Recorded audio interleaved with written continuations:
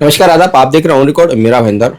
15 जनवरी को मेरा भाईंदर महानगर पालिका के सार्वजनिक चुनाव होने जा रहे हैं और इस चुनाव में अब एमआईएम पार्टी भी हिस्सा लेने जा रही है, जिसके चलते आज एमआईएम पार्टी के जनरल सेक्रेटरी सैफ पठान मेरा भाईंदर शहर में आए हैं और उन्होंने यहाँ पर आकर एक जायजा लिया है और वो आगे किस तरह से चुनावी रणनीति अपनाएंगे और कैसे चुनावी मैदान में उतरेंगे, हम उनसे जानने की कोशिश करते हैं। सैफ पठान जी, ये बताइए कि एमआईएम पार्टी अब चुनाव के वक्त ही क्यों मेरा भाईंदर शहर में आई है? जी, अस्सलाम वालेकुम रहमतुल्लाह बरकातहू और आदाब। देखिए कि मैं थोड़ा आपको करेक्ट करना चाहूँगा कि ऐसा नहीं कि अभी हम चुनाव के वक्त ही यहाँ पर आए। हम काफ़ी दिनों से कोशिश कर रहे थे कि मेरा भाईंदर में हमें से टीम जुड़े और हम वहाँ पर आए और वहाँ पर काम करें। अभी पिछले कुछ दिनों से हमारे आजम भाई वगैरह है, सलीम भाई वगैरह है, इन लोगों ने हम लोगों से कांटेक्ट किया है हाल ही में और हमारे वरिष्ठ वारिस पठान साहब से जाकर के मुलाकात की। उसके बाद हमें उनका कॉल आया कि आप जाए वहाँ पर सर्वे करिए। तो मैं शायद लास्ट वीक में यानी फ्राइडे को शायद यहाँ आया था और यहाँ पर आकर के इनसे मुलाकात करके गया था। उसके बाद हमने हमारी रिपोर्ट जो है हमारे महाराष्ट्र सदर इम्तियाज जलील साहब के साथ शेयर की। फिर उनके कहने पे मैं इनको कल लेके जा करके पार्टी में प्रवेश करवाया हमने और अब से इंशाल्लाह ताला हम मेरा भाईंदर के अंदर इलेक्शन की तैयारियां कर रहे हैं। जी, तो आपके सर्वे के मुताबिक कितनी सीटें आप यहाँ पर लड़ाना चाह रहे हैं?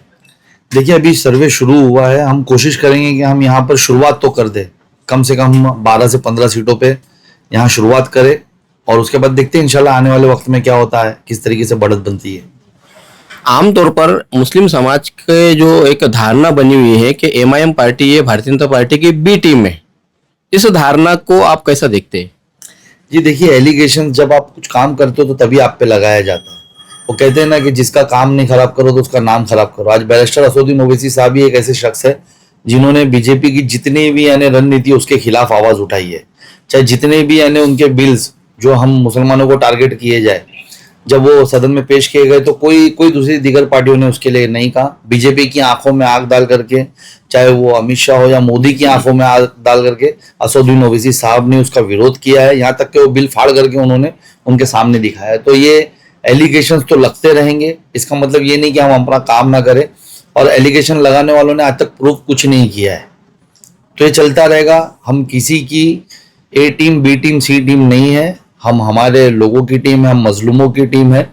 अगर कहीं पे कहीं जुल्म होगा, कहीं पे हमारे साथ जाती होगी तो हम बीजेपी को खुलना नहीं छोड़ेंगे, हम वहां जाकर के विरोध करेंगे। मेरा रोड का ये जो नया नगर इलाका है ये मुस्लिम पॉकेट होता है और यहाँ पर ज़्यादातर मुस्लिम की ज़्यादा आबादी है और मुस्लिम कैंडिडेट यहाँ पर चुनकर आते हैं और यहाँ की लीडरशिप कांग्रेस के पास में है और कांग्रेस ने उसे बरसों से संभाल के रखा है। तो कहीं ये उनकी जो उन्होंने किला जो बनाया है यहाँ पर मुस्लिम समाज का कांग्रेस ने, तो उस किले में आप सुरंग तो नहीं लगा पा रहे इस चुनाव के चलते? देखिए, कांग्रेस का किला कहीं बचा ही नहीं है। आपने देखा कि किस तरीके से, जैसा आप बता रहे कि अभी यहाँ पर विधायक, मुझे पता है जहां तक हमें नॉलेज है, बीजेपी का है। ये तो कॉर्पोरेशंस की आप बात कर रहे हो, कॉर्पोरेशन से क्या किला बना करके वो क्या सपोर्ट करेंगे हमारे लोगों को। और जैसा कि पिछले साल भर के अंदर मीरा रोड के अंदर जो तकलीफें आई है हमारे लोगों पे, उसके लिए कांग्रेस ने क्या किया। जिस तरीके से पिछले 75-76 सालों से ये खामोश रह करके हम पे जुल्म होने दिया इन्होंने, उसी तरीके से मीरा में भी होने दे रहे और वो बीजेपी अपने मकसदों में कामयाब हो रही है। तो किसी ना किसी को तो उसका विरोध करना होगा ना। अगर आप खामोश रहोगे, आप चुप रहोगे और जबरदस्ती अपने आप को बताओगे कि हम आपकी नुमाइंदगी कर रहे हैं, हम आपके लिए बात करेंगे, और करोगे नहीं, तो किसी को तो उठकर खड़ा होना होगा और बीजेपी का विरोध करना होगा। तो बेशक यहाँ पर इस टीम ने हौसला दिखाया है। हमें पूरा यकीन है कि ये लोग हमारे लोगों का सपोर्ट करेंगे यहाँ पर और बीजेपी को चुनौती भी देंगे आने वाले वक्त में। तो अब हम यहाँ पर मैं आपको थोड़ा सा आपकी जानकारी में बढ़ाना चाहता हूँ कि जिस वक्त यहाँ पर दंगे जैसे हालात पैदा हुए थे पिछले साल में, तो उस वक्त कांग्रेस के लीडर खुद हमने देखे थे कि वो जमीनी स्तर पर आकर उन्होंने लोगों को समझाया था। एक जो मुस्लिम कम्युनिटी उनको बहुत ही उन्होंने कंट्रोल कर रखा था। इसके साथ साथ में कि वो नया नगर में वो रैली जो यहाँ पर उत्पात मचा रही थी और मुस्लिम लोगों की जो दुकानों को टारगेट कर रहे थे, तो उन्हें नया नगर में घुसने नहीं दिया था। उसी मुस्लिम लीडर की मैं बात कर रहा हूँ जो यहाँ पर बरसों से जमा हुआ है, रुका हुआ है। आप तो खैर बाहर से आए हैं, यहाँ की अंदरूनी हालत क्या है ये बेहतर आप नहीं जानते जितना हम जानते हैं यहाँ पर, क्योंकि हम जहाँ पर रहते फील्ड में। हम आते हैं इस चुनाव पर कि इस चुनाव में कहीं यहाँ पर मुस्लिम लीडरशिप को कमजोर तो नहीं किया जा रहा है आपके तरफ से? जी देखिए, आपने जो रैली रुकाने की बात की, क्या मामला वहीं खत्म हो गया? कि मामला दूसरे दिन से हमारे लोगों पे एफआईआर की शक्ल में शुरू हुआ? क्या रैली रुका? एफआईआर तो जिस दिन यहाँ पर एक घटना घटी थी, रात में 10 बजे 10:30 बजे घटना घटी, 10:38 पे घटना घटी थी एफआईआर में, और रात में 3 बजे पुलिस ने एफआईआर ले भी लिया था, और उसको बाकायदा बीजेपी के एक लीडर ने पोस्ट भी कर दिया था अपने फेसबुक में, 3 घंटे के अंदर एफआईआर ले लिया था। आपको वही तो कह रहे हैं ना कि यहाँ पर अगर मुस्लिम लीडरशिप उतनी स्ट्रांग होती तो एफआईआर एक तरफा नहीं होती, कार्रवाई एक तरफा नहीं होती, जेलों में सिर्फ एक तरफा एक समुदाय के लोग नहीं होते। अगर वो लीडरशिप इतनी स्ट्रांग होती तो उसके बाद अगर उन्होंने वहां पर आने से रोका था तो उसके बाद जो यहाँ आ रहे थे रैली की शक्ल में, वो दोबारा ये हिम्मत नहीं करते। आज हम देख रहे हैं अभी कोचल गांव, कुछ गांव दच्चोपाड़ा, वहां पर भी इस तरीके की पिछले 2 महीना पहले हरकत की गई। वहां पर भी आपसी लड़ाई को 2 समुदाय का झगड़ा बता करके किया गया। उस टाइम पे भी वारिस पठान साहब और हम आकर के वहां पर एक ही तरफा एफआईआर हुई थी, उसको हम लोगों ने आकर के दूसरे समुदाय पे भी एफआईआर करवाया। हमारे जो 50 नाम थे उसको हमने रुकवाया कि आप इनको गिरफ्तार नहीं कर सकते।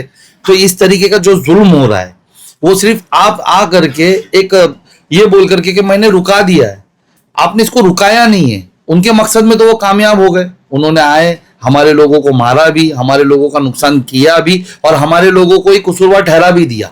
तो आप बीइंग ऐसा मुस्लिम लीडर, आपने क्या किया उनके खिलाफ? सिर्फ रुका दिए, बस वहां रुक जाओ। तो वो रुकना नहीं हुआ ना मेरे भाई। इंशाल्लाह ताला मजलिस को मौका दीजिए, इस टीम को मौका दीजिए जो मेरे एतराफ में आपको दिख रही है। आने वाले वक्त में हम वादा करते हैं कि बीजेपी की हिम्मत भी नहीं होगी कि वो आए। रोकाना तो बहुत दूर की बात है, वो इस तरफ देखने की हिम्मत भी नहीं करेंगे इंशाल्लाह ताला।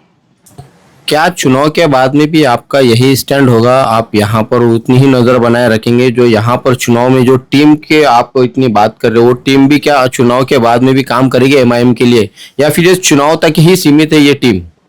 देखिए, मैं आतिफ भाई इन लोगों को पर्सनली पिछले 8-9 महीनों से जानता हूँ। जब से इन लोगों ने जो उस राइट्स के वक्त जो बच्चों पे एफआईआर की गई थी बेगुनाह होने के बाद, उनको फंसाया गया था, उनको जेलों में डाला गया था, तो ऐसे करीबन 21 बच्चों के लिए मैंने इनको लड़ते हुए देखा है कोर्ट के अंदर। हमारी पहचान वहां से है और हमको पूरी उम्मीद है, शायद इनका कोई पॉलिटिकल बैकग्राउंड भी नहीं रहा इससे पहले कि मैं आपको ये बताऊं कि ये आज हमसे जुड़े और कल कहीं और चले जाएंगे अपने मफाद के लिए, फायदे के लिए। ये एक जज्बात रख करके, मीरा रोड के साथ मोहब्बत रख करके, एक इस शहर के साथ अपना मोहब्बत रख करके हमारी पार्टी से जुड़े, खुद इन्वाइट किया है इन्होंने। तो इंशाल्लाह ताला हमको बहुत उम्मीद है कि ये हमारा जो भी आज तालमेल रिलेशन बना है ये बहुत आगे तक जाएगा। आने वाले वक्त में इंशाल्लाह ताला एमआईएम की टीम यहाँ बहुत मजबूत होगी और इन लोगों के साथ ही मजबूत होगी इंशाल्लाह ताला। आपके चुनाव में मुद्दे क्या रहेंगे? क्या लेकर जाएंगे आपके लोग, आपको वोट करे? मुद्दे क्या लेके आएंगे जनता के सामने? देखिए, मुद्दा बेशक डेवलपमेंट का तो मुद्दा होगा, हम उस पर स्टडी कर रहे हैं, अभी 2 दिन हुआ है हमको। मुद्दे होंगे, जिस तरीके से हमको पता चला है कि यहाँ नया नगर में ही जो मुस्लिम लीडर्स है उसके बावजूद भी 3-3 दिन तक कचरे नहीं उठते। सफाई हमारा आधा ईमान है, लेकिन हमारे ही मोहल्लों से अगर कचरा नहीं उठाया जाए तो किस तरीके से हमारे साथ खेला जाता है आप समझिए। हम सब डेवलपमेंट के मुद्दे होंगे, बेशक वो रोड का जो भ्रष्टाचार हो रहा है, जो भी हो रहा है, इन सब मुद्दों पे तो होगा। लेकिन मैं साथों साथ ये आपको वादा कर रहा हूँ कि जैसा कि मैंने कहा कि बीजेपी जो हिम्मत कर रही है मीरा रोड के अंदर, उसको रोकने के लिए हम यहाँ पर वो मुद्दों के साथ भी हम इंशाल्लाह ताला पूरी तरीके से उतरेंगे। धन्यवाद हमसे बात करने के लिए। आने वाले दिनों में हम एमआईएम के जो स्थानीय पदाधिकारी है उनसे भी जरूर बातचीत करने की कोशिश करेंगे और उनके विचार भी आप सब लोगों के सामने जरूर रखेंगे। आप देख रहे हैं कैमरामैन आरिफ कुरैशी और साबिर शेख के साथ ऑन रिकॉर्ड मेरा भाईंदर। धन्यवाद।